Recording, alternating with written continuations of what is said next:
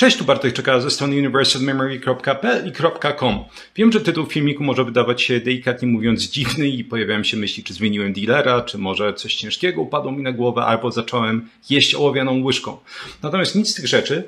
Tytuł tego filmiku jest trochę clickbaitowy, a jednocześnie prawdziwy i tytuł wziął się nie bez powodu. Medycyna, i to będzie tak naprawdę przesłanie tego filmiku, medycyna praktycznie nigdy nie operuje absolutystycznymi stwierdzeniami. Medycyna w większości będzie operować prawdopodobieństwem. To znaczy, że bardzo rzadko będziemy mieli do czynienia z sytuacjami, że właśnie choćby, nie wiem, palenie papierosów koniecznie musi wywołać raka płuc, picie alkoholu koniecznie będzie wywoływać marskość wątroby. I omówimy sobie mnóstwo przykładów po prostu takiego stanu rzeczy, jak jedna rzecz może wpływać na drugą, oraz można powiedzieć sumę różnego rodzaju zmiennych, które mogą właśnie potęgować jakieś stany albo mogą zmniejszać prawdopodobieństwo wystąpienia właśnie tych patologicznych stanów. Zanim przejdziemy do przykładów, żeby te przykłady dobrze zrozumieć, musimy zacząć od omówienia czynników, które będą wpływać na wystąpienie jakichś stanów patologicznych albo wystąpienie jakichś pozytywnych efektów w zależności od tego, czy nie wiem, będziemy brać suplementy, leki, czy ogólnie robić jakieś rzeczy, które potencjalnie jeszcze raz mogą oddziaływać na nas i pozytywnie, i negatywnie. I ta lista czynników oczywiście zaczyna się od szeroko pojętej diety. Dieta to jest absolutna podstawa, jeśli chodzi o pozytywne albo negatywne oddziaływanie na ciało, oczywiście w zależności od tego, jak ta dieta będzie skomponowana. Kolejne 3 czynniki, które można powiedzieć wrzucić do jakiejś mini osobnej kategorii, to są leki, suplementy i zioła. Tak, oczywiście zioła też można gdzieś tam wliczać w suplementy, ja lubię to rozgraniczać. Więc to są jakby takie 3 kolejne czynniki, które oczywiście będą oddziaływać potencjalnie choćby na to, że palacz może dostać tego raka płuc albo może go nie dostać. Idąc dalej, będziemy mieli wysiłek fizyczny, czyli ile się ruszamy, czy tego wysiłku jest dużo, może jest go za dużo itd. Idąc dalej, będziemy mieć regenerację, czyli ilość snu. Ilość snu będzie oczywiście bardzo znacząco wpływać na naszą zdolność regeneracji, szczególnie jeśli jesteśmy poddawani dużej ilości stresu. Kolejnym czynnikiem będzie genetyka, czyli predyspozycje genetyczne. Predyspozycje genetyczne oczywiście mają to do siebie, że zwiększają naszą szansę na jakieś pozytywne albo negatywne zjawiska, czy wystąpienia jakichś stanów jeszcze raz pozytywnych albo chorobotwórczych. Natomiast oczywiście, jak wielokrotnie mówiłem na tym kanale, nie jest tak, że genetyka nas na coś najczęściej skazuje. Jest to ładne powiedzonko w angielskim, że genetyka ładuje pistolet, a dieta i styl życia pociąga za spust i uważam, że oczywiście jest to jak najbardziej prawidłowe. Kolejnym czynnikiem, który musimy wziąć pod uwagę, to są choroby, już jakieś występujące jednostki chorobowe, albo też ogólnie to, czy jesteśmy zdrowi, czy jesteśmy chorzy. Tak, między innymi oczywiście mowa tutaj o różnego rodzaju chorobach autoimmunologicznych i osób, tak patrząc na statystyki, jak tak śledzę, to w większości teraz tych społeczeństw rozwiniętych możemy liczyć, że 10% społeczeństwa ma już jakiś rys autoimmunologiczny i te stany stają się tak naprawdę coraz bardziej powszechne. Kolejnym czynnikiem będzie środowisko. To jest coś, o czym mówiłem w osobnym filmiku, między innymi ostatnim, czyli wiele twarzy stresu, że środowisko, w którym będziemy i dorastać i potem żyć jako osoby dorosłe będzie miało również znaczący wpływ na nas, to znaczy wilgotność, na przykład hałas występujący, skażenie potencjalnie biologiczne takiego środowiska. Jak wiadomo, praca to nie bez powodu mówi się, że to 1/3 naszego życia. Tym samym środowisko czy miejsce pracy będzie również miało duże znaczenie. W jakich warunkach pracujemy, czy pracujemy na zewnątrz, czy pracujemy wewnątrz, czy pracujemy, nie wiem, przy klimatyzacji na przykład, czy pracujemy na zewnątrz w pełnym słońcu. To wszystko będzie miało wpływ. Kolejną taką kategorią tak naprawdę to są interakcje między tymi wszystkimi czynnikami. Bo tak jak często właśnie mówi się o medycynie holistycznej, to musimy pamiętać, że wszystko oddziałuje na wszystko. Wszystko łączy się ze wszystkim. Czyli dowolny z tych czynników, które sobie omówiliśmy, będzie mieć wpływ na inne czynniki i nie możemy o tym zapominać. Idąc dalej, można powiedzieć, takim ostatnim czynnikiem czy zmienną, którą powinniśmy brać pod uwagę, jest długotrwałość ekspozycji na jakiś pozytywny albo negatywny bodziec oraz intensywność, czyli często oczywiście my będziemy mówić o szeroko pojętych dawkach takiego bodźcu. Czyli na przykład jeśli mówimy o tym, że alkohol wywołuje, czy ktoś twierdzi absolutystycznie, że alkohol wywołuje marskość wątroby, a palenie wywołuje raka płuc, to tak naprawdę pierwsze co, to oczywiście rodzi się pytanie, jakie dawki alkoholu? Wszystkie dawki? Bo jeśli alkohol powoduje, to jakby tutaj absolutnie nie mamy doprecyzowania, o jakich dawkach mówimy. Palenie tak naprawdę w dowolnej ilości, jeden papieros dziennie będzie powodować tego raka, więc nie możemy zapominać, że zawsze mówimy w przypadku również takich właśnie zmiennych dodatkowych o ekspozycji, długość ekspozycji na taką zmienną i intensywność tej ekspozycji. I mamy teraz całą grupę różnego rodzaju tych czynników, tych zmiennych, które będą potencjalnie wpływać na prawdopodobieństwo wystąpienia negatywnych albo pozytywnych efektów i oczywiście te zmienne, te czynniki będą wzajemnie wchodziły ze sobą w interakcję. I teraz mając tą wiedzę, jakie te zmiany, jakie czynniki będą wpływać na te rzeczy, możemy wytłumaczyć, na czym polega kłopot z anegdotami, albo jednocześnie błogosławieństwo, jeśli chodzi o anegdoty medyczne. Czyli innymi słowy przypadki, że ktoś zrobił coś i nastąpi jakiś pozytywny albo negatywny efekt. I kiedy już zrozumiemy po prostu, dlaczego te anegdotki są w zależności od punktu widzenia ważne albo nieważne, dużo łatwiej będzie zrozumieć, dlaczego jeszcze raz medycyna operuje głównie prawdopodobieństwem. Oczywiście wiem, że zawsze można znaleźć jakieś ekstremalne przypadki, że w medycynie, jeśli nie gniesie kogoś nożem, to pojawi się krew, pewnie. Natomiast raczej chodzi jeszcze raz o, bym powiedział, takie subtelniejsze rzeczy, czyli jakie określone, jakieś zmienne czy czynności będą wpływać na stan chorobowy, albo jeszcze raz na jakieś pozytywne efekty, czy to kognitywne, czy fizyczne, czy ogólnie mówiąc szeroko prozdrowotne. Drugim takim równoległym wprowadzeniem do wyjaśnienia, dlaczego medycyna będzie operować prawdopodobieństwem, jest wytłumaczenie tego, że nie ma czegoś takiego jak przeciętna osoba. Jakby to moje główne wykształcenie to jest informatyka i ekonometria. W praktyce tak naprawdę to była głównie ekonometria, różnego rodzaju tak naprawdę metody statystyczne i oczywiście na studiach tam często podawano taki oklepany tekst, czy oklepaną mądrość, że tak przeciętnie pies i jego właściciel mają po 3 nogi. Oczywiście w statystyce mamy mnóstwo różnego rodzaju metod wygładzania, eliminacji obserwacji skrajnych, tak zwanych outliers, więc to nie jest tak, że jakby obserwacje skrajne są w stanie, jeśli się zastosuje te metody statystyczne, wypaczyć ogólną średnią. Natomiast jeszcze raz człowiek, jak przeciętny człowiek taki, który jest tworzony na podstawie różnego rodzaju, nie wiem, badań choćby socjologicznych czy psychologicznych, absolutnie nie istnieje. I fantastycznym, zaraz sobie powiemy o paru takich prawidłowościach czy błędach rozumowania w statystyce, natomiast wydaje mi się, że takim absolutnie najciekawszym, przynajmniej z mojego punktu widzenia, dowodem na to było dosyć szeroko zakrojona misja, tak to możemy nazwać, na początku lat 50., którą podjęły amerykańskie siły powietrzne. Nie pamiętam, jak dokładnie się nazywała ta organizacja, ale stwierdziła, że fajnie by było, jakby po prostu te kokpity, te kabiny dla pilotów, myśliwców były dostosowane fajnie do przeciętnego pilota.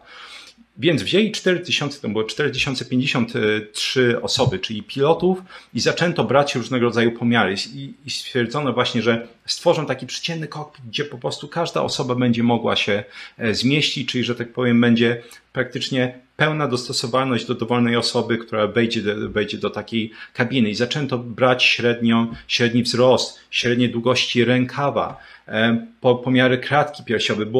Było ponad 10 zmiennych, które wzięto pod uwagę i jakby całe przedsięwzięcie kosztowało całe mnóstwo pieniędzy. Natomiast efekt był dosyć przykry, ponieważ okazało się, że tak naprawdę potem, jak już stworzono taką pilotową kabinę, że nikt się tam nie mieści. Żaden z tych pilotów tak naprawdę nie był w stanie się tam zmieścić, nie był w stanie komfortowo siedzieć, bo okazało się właśnie, że nie ma czegoś takiego jak przeciętna osoba. Oczywiście możemy jakby wyssać, czy na podstawie magii statystyki stworzyć średnią ze wszystkich różnego rodzaju cech, ale to nie znaczy, że te cechy ta modelowa średnia to jest coś, co można dopasować do dowolnej osoby. Najczęściej okazuje się, że absolutnie nie można, czy prawie zawsze. I jeśli chodzi o statystykę, jednocześnie oczywiście często statystyka przeplata, bym się powiedział, dosyć mocno z psychologią. W statystyce są tak zwane 2 błędy rozumowania. Pierwszym rodzajem błędu jest tak zwany individualistic fallacy, czyli taki błąd indywidualistyczny, błąd rozumowania. Innymi słowy, wydaje mi się, że znowu na logikę dla większości osób będzie to absolutnie jasne. Jeśli weźmiemy sobie dowolną osobę, weźmiemy sobie jakąś jedną właśnie osobę, tak, to właśnie w naszym przypadku, kiedy mówimy o medycynie czy dietetyce, taką anegdotkę medyczną, to absolutnie nie znaczy oczywiście, że jakiekolwiek doświadczenia czy efekty działań, których ta osoba doświadczy, będziemy w stanie przyporządkować większej grupie osób. I można powiedzieć, że przeciwieństwem tego jest tak zwany ecological fallacy, czyli taki ekologiczny błąd rozumowania, chyba tak to się mniej więcej na polski tłumaczy, który mówi, że nie możemy po prostu, jeśli mamy już średnią, jakby obliczoną średnią jakiejś zmiennej w społeczeństwie, nie znaczy to, że dowolna osoba, która odstaje po taką zmianą, na przykład jeśli, nie wiem, średnia wzrostu w społeczeństwie to jest 1,70 m i mamy osobę, która ma 1,80 m, to znaczy, że jeśli mamy osobę, która ma 1,80 m i weźmiemy losowo inną osobę ze społeczeństwa, to ta osoba będzie koniecznie niższa niż ta osoba z 1,80 m. Znowu, wydaje mi się, że jest to logiczne, jakby to mamy dużą grupę osób, jest duża przypadkowość przy losowaniu takiej jednej jednostki, więc sami nie możemy jakby z absolutną pewnością stwierdzić, że taka osoba będzie niższa od takiej osoby. I to są takie 2 błędy rozumowania, które właśnie, można powiedzieć, dodatkowo podkreślają czy obrazują ten fakt, że nie ma czegoś takiego jak przeciętna osoba.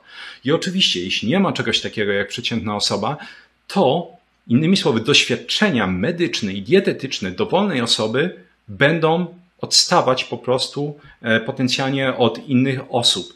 I dlaczego będą odstawać? O tym sobie już mówiliśmy. Ponieważ mamy całe mnóstwo tych czynników. Tak, mamy dietę, mamy na przykład leki, zioła, wysiłek fizyczny, sen, środowisko, czyli też między innymi kontakty społeczne. Jest mnóstwo zmiennych, które będą wpływać na po prostu potencjalne jakby wyniki takiej osoby, czy to pozytywne, czy negatywne. Przejdźmy sobie do, wydaje mi się, jednego z takich ciekawszych przykładów, mianowicie diety wegańskiej. Ja otwarcie mówiłem w wielu filmikach, nie jest to tajemnica, jestem antywegański, uważam, że to jest jedna z najbardziej idiotycznych diet, które zyskały popularność od dłuższego czasu i większość osób po prostu poniesie porażki i ponosi porażkę na tej diecie i często niszczy sobie zdrowie. Natomiast, żeby było jasne, już w wielu filmikach mówiłem, to nie znaczy, że uważam, że nie ma osób, które będą dobrze funkcjonować na tej diecie. I nigdy tego jakby nie było filmików, gdzie mógłbym rozbudować tę myśl, ale to jest właśnie jeden z tych filmików. Jeszcze raz, medycyna operuje prawdopodobieństwem. I teraz ogólnie prawdopodobieństwo, biorąc pod uwagę różnego rodzaju związki między innymi antyodżywcze i predyspozycje genetyczne, szansa na to, że większość osób wytrwa na tej diecie jest niewielka. Większość osób nie dość, że nie wytrwa, takie to mamy statystyki, nie jest w stanie wytrwać na tej diecie i to jeszcze niszczy sobie zdrowie. Ale uwaga, to nie znaczy, że nie ma osób, które nie są w stanie wytrwać na tej diecie długofalowo, bo oczywiście, żeby było jasne, krótkofalowo to jest, można powiedzieć, można traktować jako taki fasting mimicking diet, czyli dieta, która imituje posty. I oczywiście wiele osób, kiedy przychodzi z różnego rodzaju gównianych diet, mnóstwo różnego rodzaju produktów przetworzonych, używki i tak dalej, przychodzi na taką dietę, czuje się po prostu dużo lepiej. No, i oczywiście to może trwać pół roku, rok, 2 lata, 3, 5, 10, aż w końcu po prostu organizm się zaczyna sypać. Natomiast jeszcze raz, są osoby, które będą dobrze albo bardzo dobrze funkcjonować na tej diecie i czemu? Tutaj na przykład jedną z takich, bym powiedział, najlepszych odpowiedzi a propos tych czynników, które omawialiśmy, będą predyspozycje genetyczne. Weźmiemy sobie 2 przykłady, bo po prostu też może dajcie znać, jeśli będzie to ciekawy temat, ja mogę omówić więcej jakby tych predyspozycji genetycznych, które sprawiają, że są osoby, które będą na weganizmie dobrze funkcjonować, ale póki co wspomnijmy sobie o 2 rzeczach. Wspomnijmy sobie o tym, że nie ma czegoś takiego jak witamina A w roślinach, tak? Czyli w roślinach będą występować tak zwane prowitaminy A, które będą następnie konwertowane w aktywną formę witaminy A. Natomiast Teraz, kiedy mówimy o tych prowitaminach A, to oczywiście przede wszystkim większość osób kojarzy beta-karoten, tak jak ktoś przedawkuje, to się zaczyna robić skóra pomarańczowa, ale też mamy beta-ksantyny, mamy alfa-karoten. I teraz, jaki jest kłopot z tym? Konwersja tych prowitamin, szczególnie beta-karotenu do witaminy A, w zależności od produktu, o którym mówimy, bo to się będzie różnić od produktu do produktu, będzie wynosić 1 do 17 do 1 do 30 paru. Czyli innymi słowy, jakby ilość tej prowitaminy A, która rzeczywiście jest konwertowana na witaminę A, jest cholernie niska. Od czego to zależy? Od genetyki w dużej mierze. Mamy taki enzym, który się nazywa BCMO1 i jego aktywność będzie właśnie przede wszystkim determinować, ile prowitaminy A będzie przekształconych na aktywne formy witaminy A. Są polimorfizmy genetyczne, które na przykład są w stanie dodatkowo, nie dość, że ta konwersja jest naturalnie niska, są dodatkowo w stanie upośredzić konwersję tych prowitamin A o 30%. Czyli innymi słowy, to są osoby i niewykluczone, że ktoś z was, może ty, miałeś takie doświadczenie, że przechodzisz na weganizm, myślisz, hura, jedziemy i nawet po paru miesiącach człowiek zaczyna się sypać. Po roku jest już zupełnym brakiem. Bo może być tak, że najzwyczajniej w świecie jeszcze raz taka osoba ma predyspozycje genetyczne akurat, które sprawiają, że ta dieta nie będzie służyć, bo ta konwersja prowitamin A jest jeszcze gorsza. Tym samym można powiedzieć, wytrwa na tej diecie tak długo, jak po prostu te zapasy witaminy A gromadzone w wątrobie, gromadzone w tkance tłuszczowej są jeszcze obecne i po tym jak się zużyją, no to oczywiście zaczyna dochodzić do niedoborów i organizm zaczyna się sypać.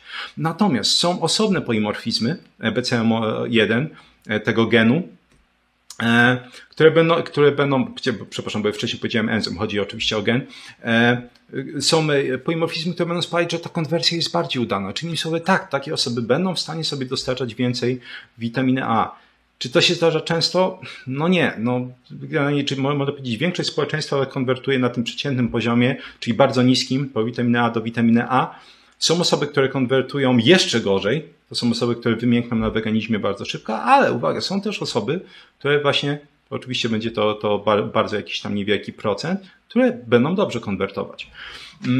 Przejdźmy sobie do wielonienasyconych kwasów tłuszczowych. Z takich klasyków oczywiście wiemy, że zaczynamy od ALA. ALA jest konwertowana do DHA i EPA.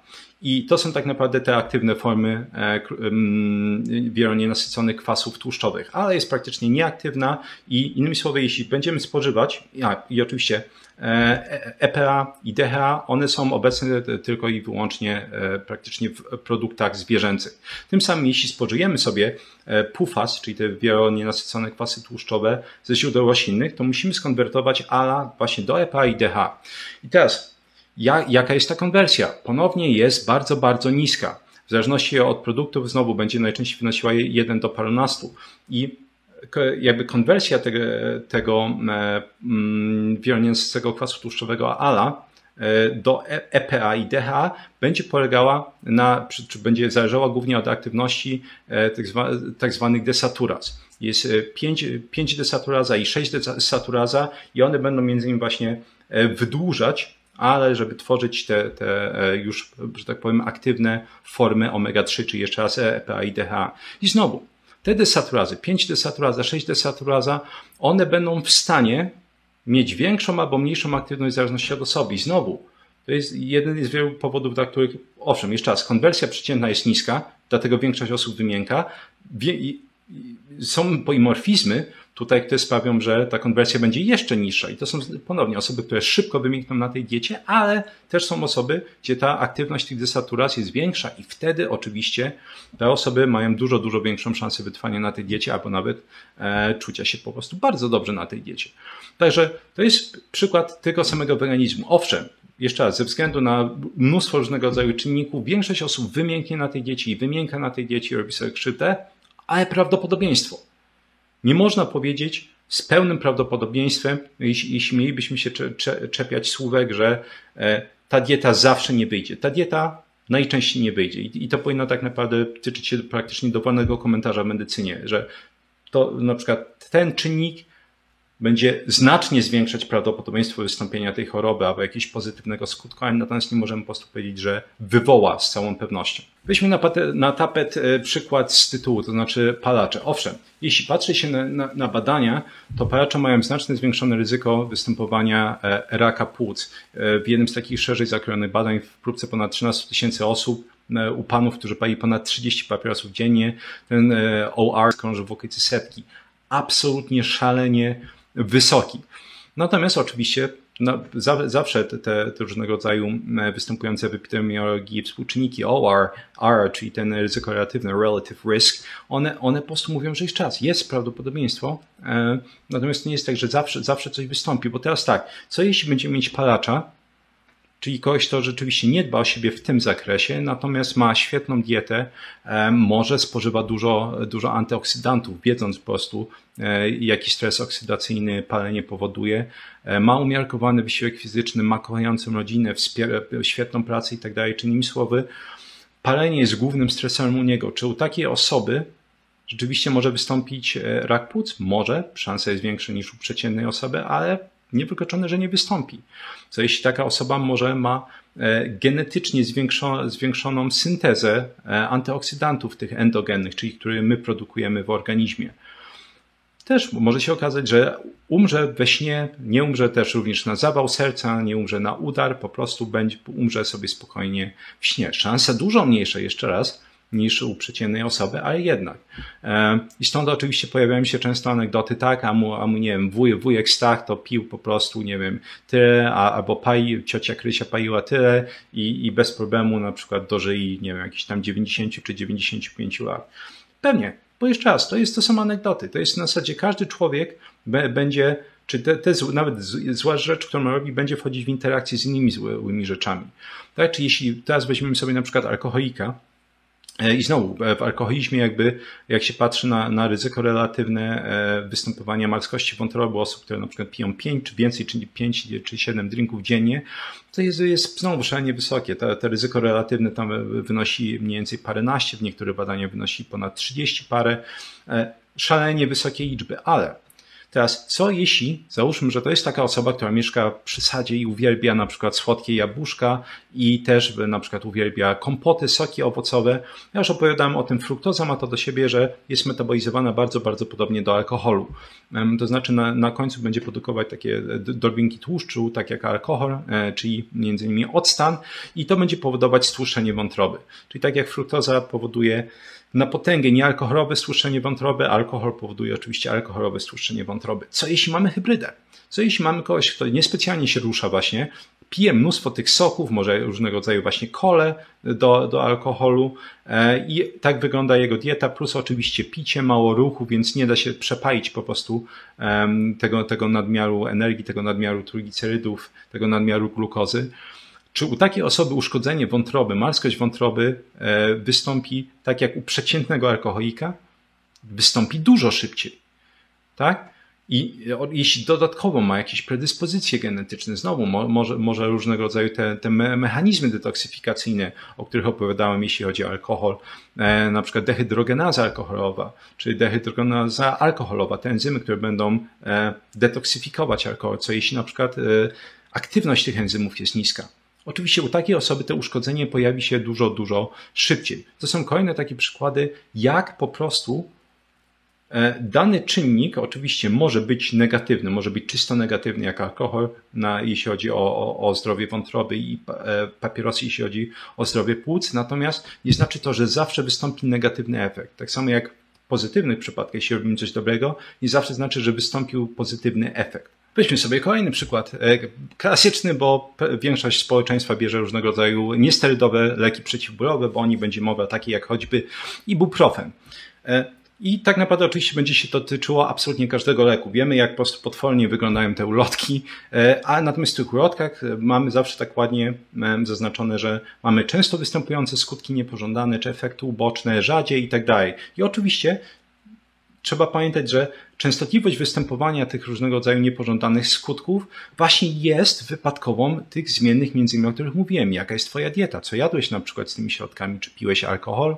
No jakie są twoje predyspozycje genetyczne? I nawet możemy sobie wziąć znowu taki przypadek, że prawdopodobieństwo tego, że coś ci się złego stanie, jeśli weźmiesz ibuprofen, jest dosyć niskie. Ale nie bez powodu jedną z takich najgorszych skutków ubocznych spożywania niesterydowych leków przeciwzapalnych jest uszkodzenie wątroby oraz tak zwany zespół Stevensa-Johnsona. Jedno z takich moich ukochanych chorób dermatologii, oczywiście przerażająco ukochany, bo jest po prostu przerażająca. Jest taki rumień wielopostaciowy, tutaj wrzucę zdjęcie, żeby można było zobaczyć, jak to wygląda. I do tej pory nie wiadomo dokładnie, jak on powstaje. Generalnie przypuszcza się, że powodem jest uszkodzenie wątroby przez niesterydowe leki przeciwzapalne, ponieważ jakby na świecie ogólnie trzeba pamiętać, że jedną z najczęstszych przyczyn uszkodzenia wątroby jest właśnie poza alkoholem spożywanie niesterydowych leków przeciwzapalnych.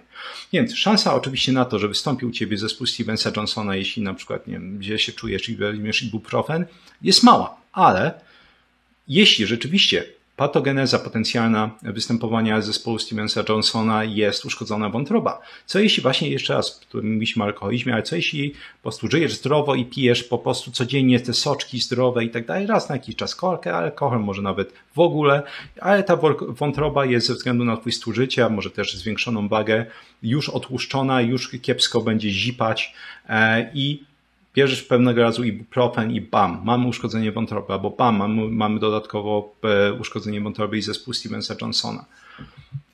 Prawdopodobieństwo było niskie, natomiast jeszcze raz te czynniki, o których sobie mówiliśmy, spowodowały, że twoje ryzyko gwałtownie wzrosło. Ale też może idziemy w drugą stronę. Jeśli jesteś osobą, która pości regularnie, ma zarąbiste diety, ma bardzo dobrą wagę, dużą masę mięśniową, co sprzyja utrzymywaniu insulinowrażliwości. Wyniki prób wątrobowych są absolutnie fantastyczne. Generalnie jesteś zdrowy od po prostu paluszków aż po czubek głowy. Czy wtedy jest szansa mniejsza, że coś takiego się stanie? No tak, bo ona jest absolutnie minimalna. Jest zawsze, bo te predyspozycje genetyczne mogą przeważyć, ale ponownie nie możemy operować absolutami, mówimy o prawdopodobieństwie wystąpienia jakiegoś stanu. I na końcu właśnie możemy dojść tak naprawdę przede wszystkim do kłopotów, jeśli chodzi o leki, szczepionki, w dużo mniejszym stopniu suplementy i zioła. To są najczęściej dużo bezpieczniejsze rzeczy, ale jaka jest szansa, że możemy z całkowitą pewnością powiedzieć, że dowolny lek, tak jak często zauważyłem wielu lekarzy twierdzi, jest bezpieczny? Nie jesteśmy w stanie powiedzieć tego tak naprawdę nigdy. Oczywiście, w momencie, w którym taki lek jest tworzony, on przechodzi przez wiele tych trials, tych różnego rodzaju prób, gdzie oczywiście testuje się różnego rodzaju interakcje. Czyli testujemy interakcje leków z alkoholem, interakcje leków, kiedy występują jakieś choroby genetyczne, z dietą, z innymi suplementami i tak dalej. Mnóstwo tych rzeczy jest testowanych. Natomiast jaka jest szansa, że wszystko jest w stanie być przetestowane? W sensie, ile setek miliardów dolarów kosztowałby jeden lek, czy jakby wyprodukowanie, stworzenie jednego leku, jeśli testowane byłoby wszystko? Tak, najczęściej to jest oczywiście testowane jeden do jednego, natomiast co jeśli na przykład, nie wiem, mamy jakąś choćby, nie wiem, szczepionkę, tak, bo oczywiście to jest często chwytliwy temat. Jaka jest szansa, że producent mówi prawdę, czy może powiedzieć z całkowitą pewnością, że ona jest zawsze bezpieczna, jeśli wiadomo, że statystycznie nie jest absolutnie możliwe przetestowanie po prostu tej szczepionki i jej efektów z kombinacjami choćby czynników. Owszem, można przetestować na przykład interakcję tej szczepionki z alkoholem, na przykład z jakimś jednym lekiem, drugim lekiem. Czy możemy przetestować, czy są testowane interakcje takiego jednego leku, czyli choćby tej szczepionki z kombinacją czynników? Nie. Czyli czy kombinacja czynników genetycznych na przykład z kombinacją diety, czy złej diety i innych rzeczy może być sprawdzona? Jeszcze raz, w praktyce jest to praktycznie niewykonalne. Dlatego zawsze jakby, można powiedzieć, mam taką trzeźwą myśl dla większości osób, niezależnie od tego, czy ktoś jest Big Pharma, anty-Big Pharma i tak dalej, jest to, że nie da się w żaden pewny sposób sprawdzić wszystkich możliwych interakcji dowolnego leku z, no właśnie, innymi czynnikami. I właśnie dlatego najważniejsze tak naprawdę z twojego punktu widzenia jest tak zwana próbka statystyczna N=1, czyli jedna osoba i najważniejszy jesteś ty i twoje doświadczenia. I jeśli po prostu ty widzisz pozytywne albo negatywne efekty czegoś, to warto pamiętać, że oczywiście przynajmniej teoretycznie powinno mieć to większe znaczenie niż to, że na przykład inni mają przeciwne doświadczenia. Ale oczywiście mówię, że teoretycznie, bo tak naprawdę być może jest tak, że nie bierzesz pod uwagę wielu innych czynników i szczerze mówiąc, przeciętna osoba nie ma pojęcia często, czemu na przykład coś działa pozytywnie albo negatywnie, ponieważ nie jest w stanie jakby spojrzeć szeroko na sumę wszystkich czynników, które będą oddziaływać na dany stan, czy to pozytywnie, czy negatywnie. I warto również właśnie znowu wrócić sobie do tych błędów statystycznych, o których mówiliśmy, czyli błąd indywidualizmu, czyli nie możemy jakby doświadczeń jednej jednostki, wyników jednej jednostki podporządkowywać reszcie. Czyli innymi słowy, tak, twoje doświadczenie jest absolutnie najważniejsze, natomiast błędem jest po prostu sugerowanie innym, że okej, ja tak zrobiłem i to działa fantastycznie i teraz wszyscy powinni tak robić. Właśnie dlatego tak ważne są badania naukowe. I oczywiście szczególnie badania naukowe, które są randomizowane, mają próby kontrolne, są zaślepione i realizowane na większej grupie osób, ponieważ im większa grupa osób, tym mniejsza szansa, że różnego rodzaju właśnie te czynniki, tak zwane zakłócacze, confounders, czy predyspozycje genetyczne będą w stanie wypaczyć działanie danego czynniku. I to jest, podsumowując, jeden z takich głównych powodów, dla których po prostu ja się tak koncentruję na badaniach. Po prostu badania nam mówią, jeśli wiemy, że jest dużo badań, które pokazuje, że to działa pozytywnie na to, albo to działa negatywnie na coś innego, to znaczy, że to zwiększa jeszcze raz, albo zmniejsza szanse. I tutaj mamy dosyć dużą dozę pewności, że tak rzeczywiście po prostu jest. I robiąc szybkie podsumowanie, żeby wiedzieć, że tak powiem, z czym ten filmik jest. Po pierwsze, istnieje wiele czynników, które będą wchodzić między sobą w interakcję i tym samym zakłócać nasze obserwacje potencjalnie, czyli zwiększać albo zmniejszać prawdopodobieństwo wystąpienia pozytywnych albo negatywnych rezultatów. Błąd indywidualizmu. Nie jesteśmy w stanie doświadczeń danej jednostki, czyli jeśli coś działa na ciebie pozytywnie, przyporządkować reszcie społeczeństwa tym samym, często nie jest dobrym pomysłem, szczególnie jeśli ktoś nie bardzo zna całej sieci powiązań, rekomendowanie innym tego, co on robił i twierdzenie, że to jest najlepszy sposób postępowania. I w drugą stronę, czyli mamy ten ekologiczny błąd rozumowania, to, że tak powiem, mamy jakąś średnią ogóle, to nie znaczy, że ona będzie koniecznie przebijać twoje doświadczenia. O tym musimy pamiętać. Punkt ostatni, główny, medycyna operuje głównie prawdopodobieństwem, nie operuje praktycznie nigdy jakimiś absolutystycznymi stwierdzeniami.